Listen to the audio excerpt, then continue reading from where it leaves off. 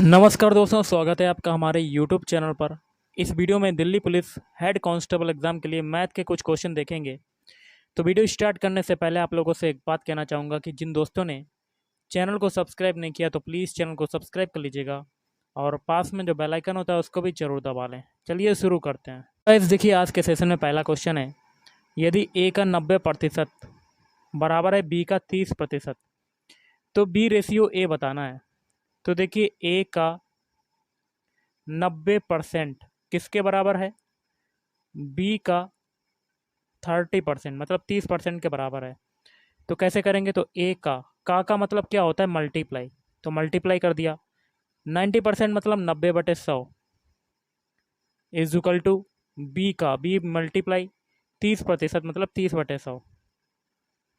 तो देखिए, एक जीरो से एक जीरो काटा, फिर एक जीरो से एक जीरो काटा, 10 से 10 काट दिया, और गैस 3 से ये 9 काट दिया। तो 3 बार कटा आपका। तो 3a बराबर क्या आ गया?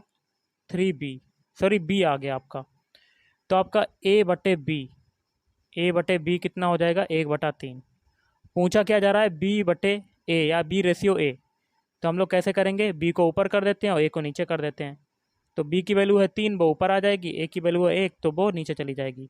तो बी रेशियो ए बराबर कितना आपका आ गया? 3:1। ऑप्शन है इज राइट आंसर। अगला क्वेश्चन देख लेते हैं। एक परीक्षा में 80% जो छात्र हैं वो अंग्रेजी में उत्तीर्ण हुए, 85% छात्र गणित में उत्तीर्ण हुए और 75% छात्र जो हैं अंग्रेजी तथा गणित दोनों में उत्तीर्ण हुए। तो सबसे पहले हम लोग उत्तीर्ण छात्रों की संख्या निकाल लेते हैं, कितने प्रतिशत उत्तीर्ण हुए। तो उत्तीर्ण कितने हो जाएंगे? तो आप क्या करोगे? अंग्रेजी और गणित का जो रेशियो परसेंटेज है उसको जोड़ देंगे। तो जोड़ देते हैं हम लोग, 80 + 85, और घटा देंगे किससे? दोनों में से। जो दोनों में उत्तीर्ण हुए कितने हैं? 75%। तो आपके उत्तीर्ण निकल आएंगे। तो 80 और 85 कितना होता है? यहाँ 85 होगा गाइस, तो 165। तो 165 से 75 जाएगा, तो आपका कितना बचेगा? तो 90% छात्र जो हैं वो आपके उत्तीर्ण हो गए। ये आपकी उत्तीर्ण की संख्या लिख ली। आगे कहता है, यदि 40 छात्र दोनों विषयों में अनुत्तीर्ण रहे तो कुल छात्रों की संख्या कितनी होगी? तो देखिए, दोनों 40 छात्र जो हैं वो दोनों विषयों में उत्तीर्ण रहे, तो दोनों विषयों की हम लोगों ने निकाल ली, कितने उत्तीर्ण है? 90%। और अनुत्तीर्ण कितने बचे? 10%। तो 10% की संख्या आपको कितनी दी है? 40 छात्र जो कि दोनों विषयों में अनुत्तीर्ण हैं। 10% की वैल्यू कितनी हो जाएगी? 40। तो 1% की वैल्यू क्या आ जाएगी? 4। और बतानी है कि छात्रों की कुल संख्या कितनी है। देखिए, टोटल जो नंबर होते हैं छात्र वो कितने होते हैं? 100% होती है। तो 1% की वैल्यू है 4, तो 100% की वैल्यू में बतानी है, जो कि कितनी हो जाएगी? 4 × 100, मतलब आपके आंसर आ जाएगा 400। तो option A is right answer. अगला देखिए, क्वेश्चन क्या कहता है, दो वर्गों की भुजाएं क्रमशः 12 मीटर और 5 मीटर हैं। जिस वर्ग का क्षेत्रफल, मतलब दोनों जो दो वर्ग दिए हुए हैं इनके क्षेत्रफल इन दोनों वर्गों के क्षेत्रफल के योगफल के बराबर है। मतलब एक बड़ा वर्ग दिया होगा, उसका जो क्षेत्रफल है, जो ऊपर दो वर्ग दिए हैं उसके क्षेत्रफल के योग के बराबर है, उसकी भुजा हमें बतानी है। देखिए, दो वर्ग स्टार्टिंग में जो क्वेश्चन कहता है उसके हिसाब से चलते हैं। ये हो गया आपका पहला वर्ग, और ये हो गया आपका दूसरा वर्ग। और आपको मालूम होगा कि वर्ग की चारों भुजाएं बराबर होती हैं। तो पहले वर्ग की भुजा आपकी कितनी है? 12 मीटर है। और दूसरे वर्ग की भुजा आपकी कितनी है? 5 मीटर। तो उस प्रत्येक भुजा आपकी 12 मीटर की होगी पहले वर्ग में, दूसरे वर्ग में होगी प्रत्येक भुजा 5 मीटर की। और पहले वर्ग का क्षेत्रफल क्या हो जाएगा? भुजा स्क्वायर, मतलब 12 का स्क्वायर हो जाएगा, मतलब आपका 144। और दूसरे वर्ग की का क्षेत्रफल अगर निकालें तो भुजा स्क्वायर मतलब 5 का स्क्वायर, मतलब आपका 25 आ जाएगा। अब कहता है जिस वर्ग का क्षेत्रफल दोनों वर्गों के क्षेत्रफलों के योगफल के बराबर है, तो एक बड़ा वर्ग बनता है। तो बड़े वर्ग मतलब वर्ग का क्षेत्रफल किसके बराबर है? वर्ग का क्षेत्रफल किसके बराबर है? दोनों जो ऊपर दिए हुए हैं वर्ग, उसके क्षेत्रफलों के योग के बराबर। ओके, क्षेत्रफल इन दोनों वर्गों के क्षेत्रफल के योग के बराबर है। तो पहला वर्ग का क्षेत्रफल कितना आया? 144। और दूसरा वर्ग का क्षेत्रफल कितना आया? 25। इतना आपका आ गया। अब देखिए एक्चुअल में अब वर्ग का क्षेत्रफल क्या होता है आपको पता होगा, भुजा स्क्वायर। भुजा हम लोग तीसरा जो वर्ग बड़ा बनेगा इसकी भुजा को हम लोग ए मान लेते हैं, तो भुजा स्क्वायर मतलब ए स्क्वायर। तो ये आ जाएगा 169। तो आप ए बराबर कितना आ जाएगा 169। तो आपका आंसर कितना आ जाएगा 13। तो 13 मीटर आपका आंसर हो जाएगा। Option D is right answer. Question कर लेते हैं। क्वेश्चन आपका दिया हुआ है, यदि किसी वृत्त की परिधि उसके व्यास से 16.8 सेंटीमीटर अधिक हो तो उस वृत्त की लगभग परिधि होगी कितनी होगी। और पाई की वैल्यू हमें पता है दी हुई है। तो देखिए क्वेश्चन क्या कहता है, यदि किसी वृत्त की परिधि, परिधि आपको किसके बराबर दी है, परिधि बराबर उसके व्यास से। तो वृत्त का व्यास मतलब वृत्त एक तो दिया है, वृत्त का व्यास उसके व्यास से कितना अधिक है 16.8 सेंटीमीटर, मतलब वृत्त का व्यास प्लस 16.8। ये एक्चुअल में वृत्त की परिधि होती है 2πr और वृत्त का व्यास क्या होता है, ये होता है 2r, 2 गुणे त्रिज्या प्लस यहाँ पर हो जाएगा 16.8। अब हम लोग पक्षांतर करेंगे तो यहाँ पर आ जाएगा 2πr minus 2r is equal to 16.8। अब इसमें देखिए 2r कॉमन हो जाएगा और अंदर बचेगा पाई माइनस 1। कितना बचेगा pi minus 1 is equal to 16.8 ये बचेगा। और अगर हम लोग r बराबर वैल्यू निकालें, r बराबर क्या आ जाएगा 16.8 बटे में क्या आ जाएगा, कितना आएगा गाइस। देखिए सबसे पहले तो हम लोग देख लेते हैं अंदर कितना आएगा। अगर देखिए यहाँ पर 2 का मल्टीप्लाई करें तो ये 2π हो जाएगा और अंदर करें तो 1 माइनस का 2 आ जाएगा, ये आ जाएगा आपका।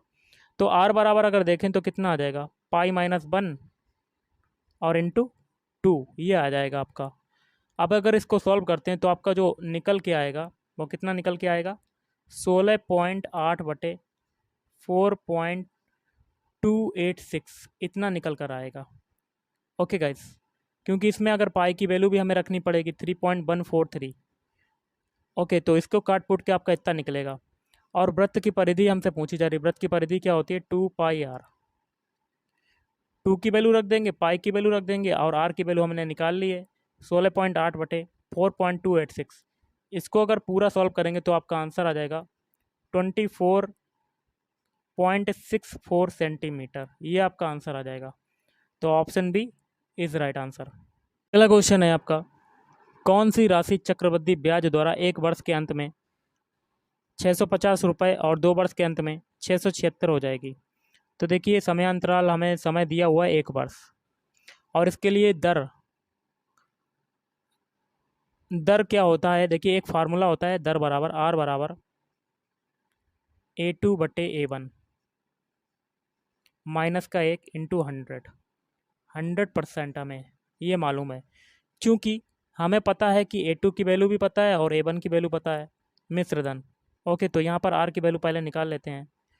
तो A2 की वैल्यू कितनी है 676 और बटे 650 ये हो जाएगा माइनस का 1 इंटू 100%। तो आपको इसको अगर सॉल्व करते हैं तो आपका निकलता है r बराबर 4% ये निकलता है। और हमें बताना है मूलधन बताना है कि वर्ष के अंत में कितनी हो जाएगी राशि। तो मूलधन बताना है तो आपको पता होगा a बराबर क्या होता है P1 प्लस r/100 की होल पावर n। इसमें अगर वैल्यू रखते हैं a की वैल्यू आपकी निकली है 650 दी हुई है। ओके गाइस, स्टार्टिंग में ये और p की वैल्यू हमें निकालनी है तो p तो 1 प्लस r की वैल्यू हम लोगों ने 4 निकाली और बटे में 100 और n की वैल्यू 1 वर्ष। इसको अगर पूरा सॉल्व करेंगे तो p की वैल्यू कितनी आ जाएगी 625 रुपया। Option C is right answer. Question है, यदि 1 घंटे का 22% 1 मिनट 12 सेकेंड है तो बाई का बराबर होगा, बाई की वैल्यू बतानी है। तो देखिए 1 घंटे में आपके कितने सेकेंड होते हैं 3600 सेकेंड, मतलब 3600 इंटू 22% मतलब 22/100 किसके बराबर है 1 मिनट 12 सेकेंड मतलब 72 सेकेंड के बराबर है। किसके बराबर है 72 सेकेंड। तो बाई बराबर आपकी वैल्यू क्या आ जाएगी 72 इंटू 100 बटे में 3600। तो 0 से 2 जीरो काटा 36 दूनी 72, तो बाई की वैल्यू आपकी क्या आ गई 2। ऑप्शन है इज राइट आंसर। क्वेश्चन है, एक संख्या से 15 घटाने पर वह घटकर 80% रह जाती है तो उस संख्या का 40% क्या होगा, ये बताना है। तो हम लोग अगर मान लेते हैं कोई संख्या x है, इससे अगर हम लोग 15 घटा देते हैं तो ये घटकर कैसी रह जाती है, x का 80% रह जाती है। 80% मतलब 80/100 ये रह जाती है। तो एक जीरो से एक जीरो काटेंगे, 2 से काटेंगे तो 4 बार जाएगा, और 2 पंजे 10। तो ये आपका आ जाएगा 5x minus 15 is equal to 4x, ये आ जाएगा आपका। अब इसको अगर सॉल्व करेंगे तो 5x माइनस 15 पना 75 और इजकल टू 4x। तो यहाँ से आपका क्या आ जाएगा, 5x minus 4x is equal to 75। तो x की वैल्यू क्या आ जाएगी, 75 आ जाएगी। तो हमें x की वैल्यू में पता चल गई, तो हमें x का 40% बताना है, मतलब 75 का 40% मतलब 40/100। 25 तियाँ 75, 3 बार कटा, 25 चक्कू 100, 4 बार कटा, 4 से या 40 काटेंगे तो 10 बार कटा, तो 10 का मल्टीप्लाई 3 में करेंगे तो आपका आंसर आ जाएगा 30। Option C is right answer. अगला क्वेश्चन है, अंडर रूट में है 0.25 इंटू 2.25 का सरलीकृत मान क्या होगा। लिख लेते हैं सबसे पहले 0.25 इंटू 2.25 ये दिया हुआ है, इसको कैसे लिखेंगे। तो सबसे पहले 0.25 को क्या लिख सकते हैं, 0.5 इंटू 0.5, और मल्टीप्लाई 2.25 को क्या लिख सकते हैं, इसको लिख सकते हैं 1.5 इंटू 1.5। दो दो के जोड़े बनाएंगे, अंदर से बाहर निकालेंगे तो 0.5 इंटू 1.5, तो आपका आंसर कितना आ जाएगा, 0.75, ये आपका आंसर आ जाएगा। तो आपका आंसर क्या हो जाएगा, ऑप्शन है इज राइट आंसर। कितना आ जाएगा, 0.75 आपका आंसर आ जाएगा। यहाँ पर थोड़ा ये जीरो है, इसको हटा देते हैं, तो ऑप्शन है इज राइट आंसर। और आज का लास्ट क्वेश्चन है, 45 विद्यार्थियों की एक कक्षा में 25 लड़कों का औसत भार है 38 किलोग्राम और 20 लड़कियों का औसत भार है 32 kg। तदनुसार कक्षा के सभी विद्यार्थियों का औसत भार क्या होगा। तो सभी विद्यार्थियों का औसत भार क्या हो जाता है, फार्मूला होता है N1W1 प्लस N2W2। N1 की वैल्यू आपको कितनी दी हुई है, लड़कों का भार कितना है 38, तो 38 इंटू W1 मतलब कितना हो जाएगा, लड़कों की संख्या कितनी है 25, तो 25 रख देते हैं, प्लस N2 कितना है भार 32 kg, तो ये 32 रख देते हैं, इंटू लड़कियों की संख्या कितनी है 20, तो 20 रख देते हैं। अब इसको सॉल्व करते हैं तो 950 प्लस 640, तो आपका कितना आ जाएगा 1590 kg, ये आ जाएगा। और सभी विद्यार्थियों का औसत भार निकालना है तो आपको क्या करना पड़ेगा, ये कुल भार आया, औसत भार हमें निकालना है तो क्या करेंगे, 1590 बटे में क्या लिख देंगे 45, क्योंकि टोटल संख्या विद्यार्थियों की कितनी है 45, डिवाइड कर देंगे 45 से, इसको काटेंगे तो आपका आ जाएगा 35.33 kg।